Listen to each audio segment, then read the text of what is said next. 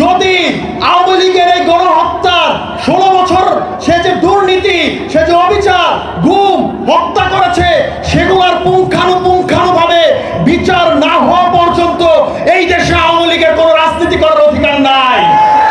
আমরা জানি আওয়ামী লীগের শেখ হাসিনা থেকে সেই চৌকিদার যে কর্মীটা, প্রত্যেকজন মানুষ আসলে বিচারের আওতায় চলে আসবে যদি আমরা সুষ্ঠুভাবে আওয়ামী লীগের এই বিচারটা আমরা করি।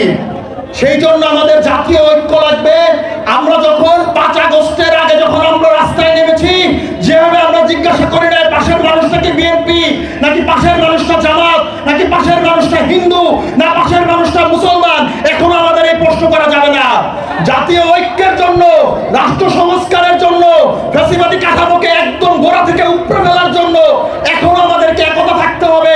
হিন্দু, মুসলমান, বৌদ্ধ, মাজার পূজারী নাকি মাজার পূজারী ছাড়া, আলিয়া নাকি কওমি, কোনো ধরনের বাধা বিভেদ এখন করা যাবে না। বিভেদ করার সময় এখন না। আপনারা জানেন, আমরা যদি এখন বিভেদ করি, আমরা যদি নিজেদের মধ্যে এই ধরনের বিভাজনগুলো করি, সেটার সুযোগ নিবে আওয়ামী ফ্যাসিস্টরা, সেটার সুযোগ নিবে সেই দোসররা যারা 16 বছর হয়তো আওয়ামী লীগের পোস্টেড ছিল না, কিন্তু টেবিলে টেবিলে, মাঠে মাঠে বসে আওয়ামী লীগের হাতকে, ফ্যাসিস্টের হাতকে তারা শক্তিশালী করেছে। তারা কিন্তু এখনো এই দেশে আছে।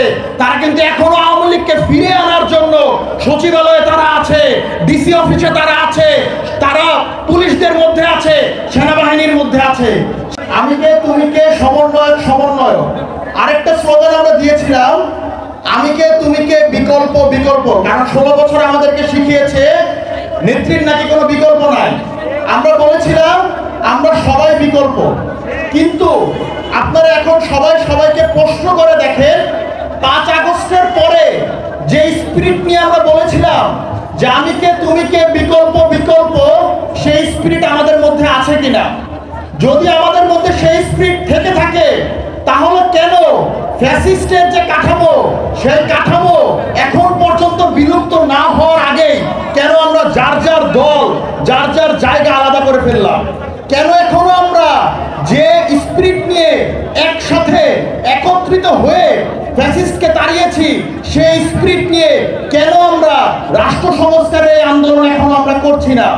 রাষ্ট্র পুনর্গঠনের যে আলাপ, রাষ্ট্র পুনর্গঠনের যে জায়গা, সেই জায়গায় আমাদের জাতীয় ঐক্য দরকার ছিল, কিন্তু আমরা দেখেছি সেই জাতীয় ঐক্য বিনষ্ট করার জন্য কিছু কিছু মহল পায়তারা চালাচ্ছে।